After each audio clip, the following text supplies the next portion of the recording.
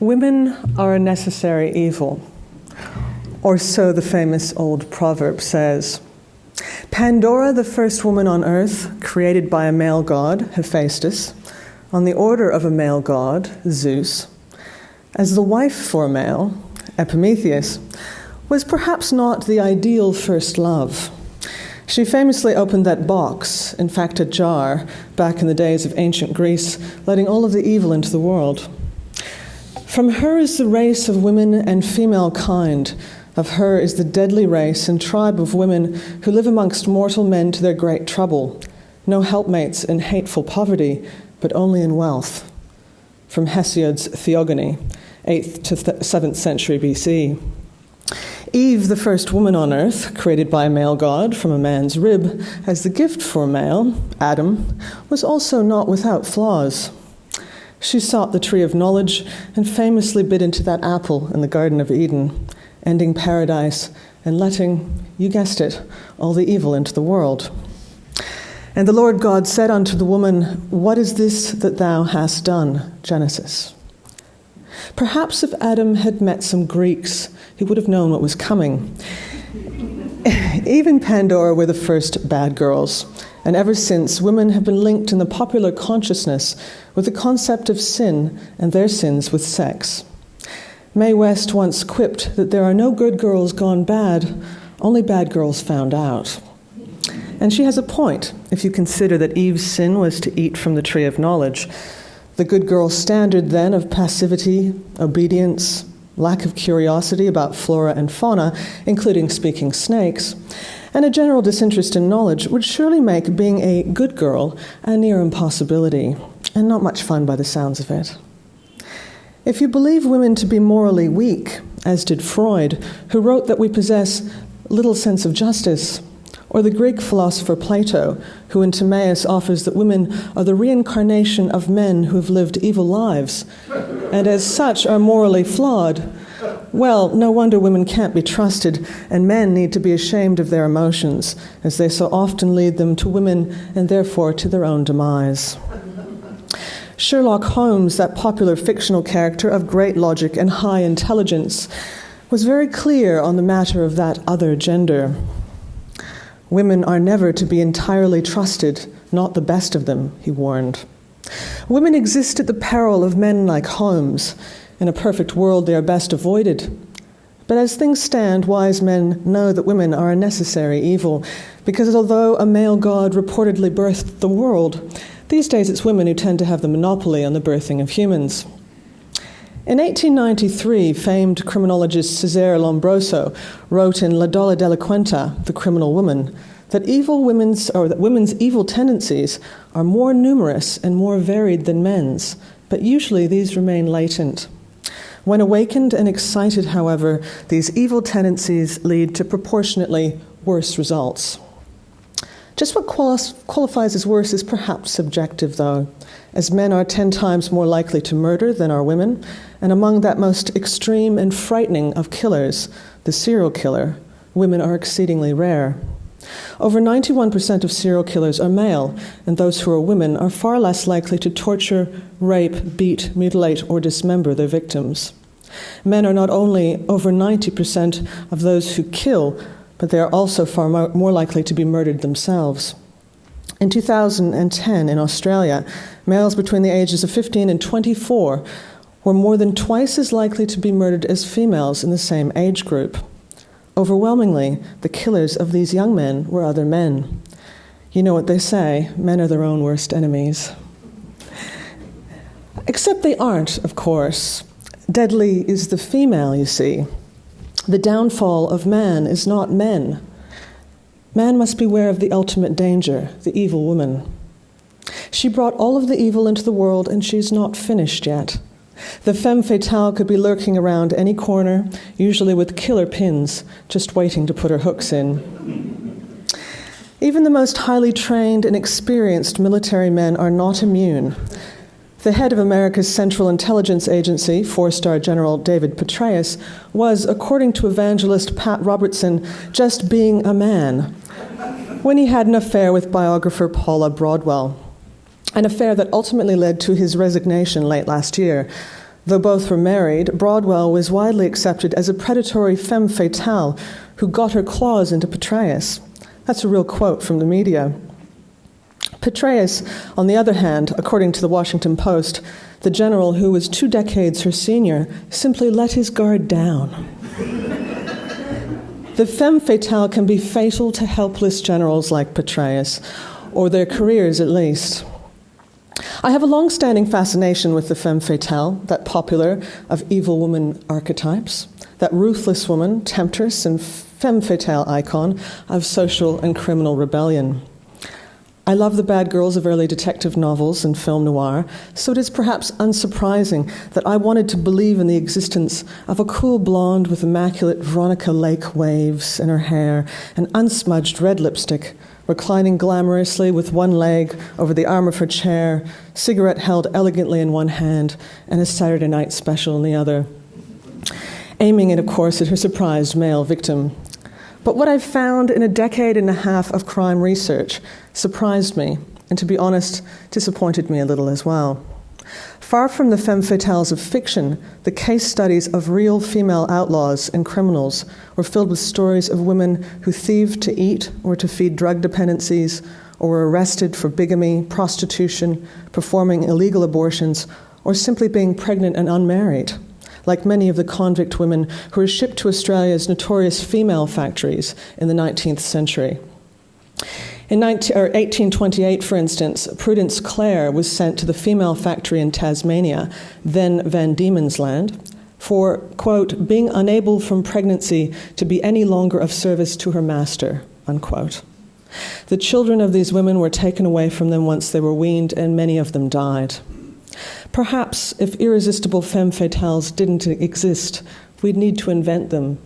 And sometimes we do, in the form of, say, Joanne Lees, the survivor of a horrific ordeal while traveling through the outback in 2001, when a stranger, Bradley John Murdoch, shot her boyfriend, threatened Lees with a gun, tied her up and covered her head. She escaped while Murdoch was distracted, apparently moving the body of her boyfriend, and she hid for 5 terrifying hours in the bush before flagging down a truck driver.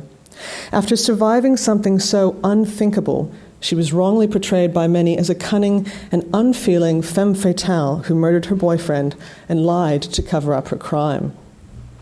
The case had shades of Lindy Chamberlain, a woman who famously suffered unspeakable loss in the Australian outback and was also falsely accused of being a callous woman who killed a loved one, in this case, her own baby. More recently, consider the case of Amanda Knox, also accused of being an unfeeling, bloodthirsty woman, initially convicted of the murder of a flatmate in Italy and acquitted in 2011 after 4 years in an Italian jail.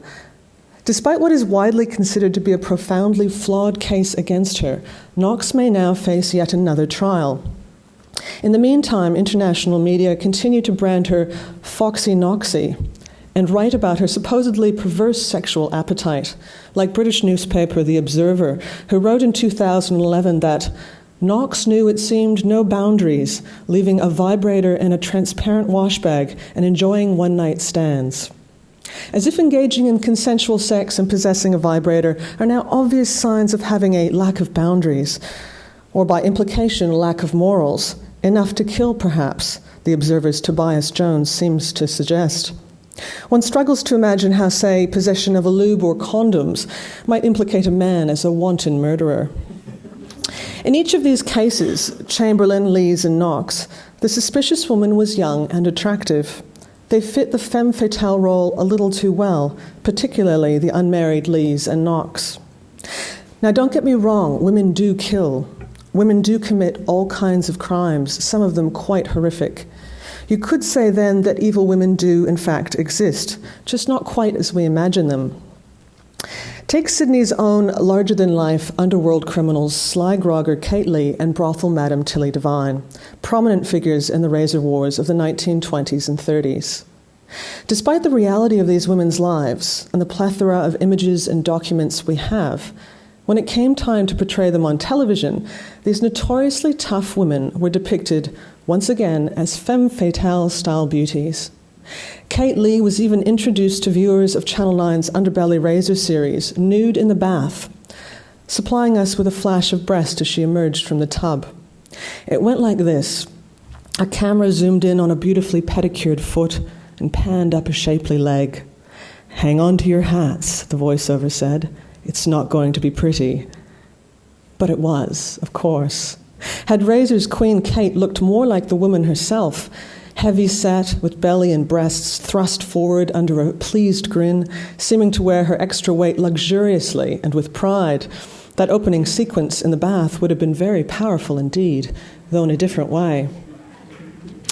But the fact is, we prefer to see beautiful people on the screen, and while male crime bosses can safely be depicted as old, brutish men with ravaged faces and pot bellies, we aren't quite ready to see the female version of this. The criminal woman is a true monster, criminologist Cesare Lombroso wrote, and for many, more than a century later, that gut reaction still holds. The hard criminal woman unsettles us. Softening her edges is all too irresistible. We soften them physically, giving them eye-pleasing curves and even features. Sometimes we even soften their temperaments too, as was evident in the portrayal of Razor's pretty Tilly running off quietly into the backyard to have a cry by herself when she caught husband Jim Devine in bed with one of her young prostitutes, Nellie Cameron. A very human response, without doubt, but arguably improbable from a woman with such a viciously famous temper that she literally shot both of her husbands in quarrels. We like our female criminals to be beautiful and preferably fit the mold of the seductive femme fatale, an archetype born of Eve and Salome and popularized by glamorous bad girls of 1920s detective novels and the American film noir of the 40s and 50s. When women are criminals, we want to make them beautiful, and when a real-life crime unfolds with beautiful women involved, it seems awfully tempting to cast them as the femme fatale, even when they're innocent. In reality, of course, a life of crime and violence is not pretty, not for men and not for women. Arguably the most terrifying of all killers is the serial killer, that stranger who kills for pleasure again and again.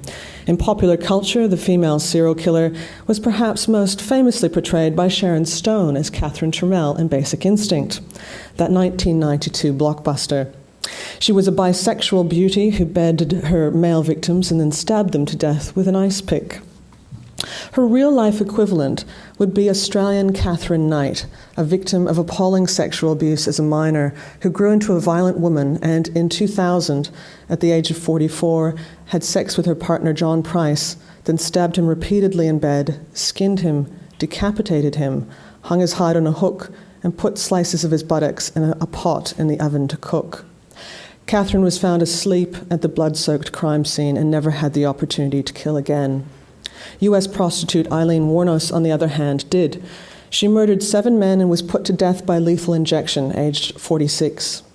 Like Knight, Wuornos was not rich or dangerously alluring like Sharon Stone's Catherine Trammell in Basic Instinct. No, she was raised in an atmosphere of grinding poverty and abuse and ultimately became a monster of Cesare Lombroso's description. As the title of the Oscar-winning 2003 film based on her life suggests. Of course, it was screen beauty Charlize Theron who played Wuornos, albeit with significant weight gain and unflattering makeup. As far back as the 16th century, we find a tale of a female serial killer, Countess Elizabeth Bathory, dubbed the Blood Countess, who was charged with torturing and killing hundreds of her servant girls and was walled into her castle for punishment. Her actual guilt is debated. As royalty, she was not allowed to stand trial, but she could nonetheless be convicted without a defense, and her accusers stood to gain her vast wealth and properties of strategic military significance. But that hasn't stopped her from becoming a legendary femme fatale in myth. She is often depicted as a lesbian or bisexual sexual sadist, bathing in the blood of her virgin servants to maintain her great beauty. We just can't seem to help attributing beauty, vanity, and an intriguing sexual appetite to even our most terrifying historical female serial killers, where they do exist. For centuries, female criminality was primarily regarded as that of sexual immorality. Women who led men astray with their feminine wiles, a danger to the fabric of a good and functioning society. While the evil men in history are generally associated with violent war and tyranny, say Vlad the Impaler, Adolf Hitler, Pol Pot, evil women, on the other hand, both in real life and particularly as fictional creations, are almost invariably associated with emotion, sexual sin and perversity, and of course, physical vanity. In this way, we take the criminal actions of women and again tie them back to those early suspicions that women's sexuality and desires are fundamentally dangerous. And for every one Tilly Devine, Kate Lee, Catherine Knight, or Eileen Wuornos, we have many more examples of equally vicious deeds committed by male criminals and killers, and much worse. Take Ted Bundy. For the purposes of this talk, I'll call him an homme fatale. This is a term I've never otherwise heard used, despite the fact that it fits so very well. Bundy decapitated at least 12 women and confessed to murdering at least 30. He used his charm, handsome good looks, and sex appeal, along with feigning injury and pleading for assistance, donning a fake arm cast, to lure the women he then kidnapped, raped, and killed. But perhaps the idea of a woman committing a crime at all shocks us as much as the crimes themselves, or indeed the number of victims. It challenges our perceptions of women as innocent daughters, loving wives, and nurturing mothers, the fairer and weaker sex, while simultaneously fitting neatly into those long-standing parables about the temptations of evil women. Sherlock Holmes would only shrug and say, "I told you so." What did Jim Morrison sing? Women seem wicked when you're unwanted. Perhaps it is inevitably human when our hearts are broken to talk about love itself as evil, along with those who represent love to us. For most of the storytellers throughout history, the focus of those particular emotions have been attractive women, because those storytellers of the past were primarily males and primarily heterosexual. Even today, an estimated 93% of working directors in film and television in the US are male, as are 87% of the writers. Of the list of the 50 most influential people in television published by The Age recently, nearly 75% were men. That happens to be roughly the same percentage of newspaper headlines in the UK estimated to have been written by male journalists last year. But women now write about half of the novels published each year, and after only 82 years, a woman even won an Oscar for Best Director. That coveted mark of acceptance in the notoriously male-dominated Hollywood system. Increasingly, women are making headway in film and television around the world, particularly in the indie film industry. More women are becoming accomplished journalists, playwrights, producers, and novelists. More and more women are participating in the storytelling that shapes our perceptions of the world, and we need them. We need a better balance. We need to challenge the dominant narratives that inform our new generations. And then, perhaps, just maybe, with a different balance of storytellers, we'll be less reliant on the old sexual stereotypes, less prone to exaggerate the wickedness of ordinary women, and less tempted to dress up the truly wicked in the form of the femme fatale. Thank you.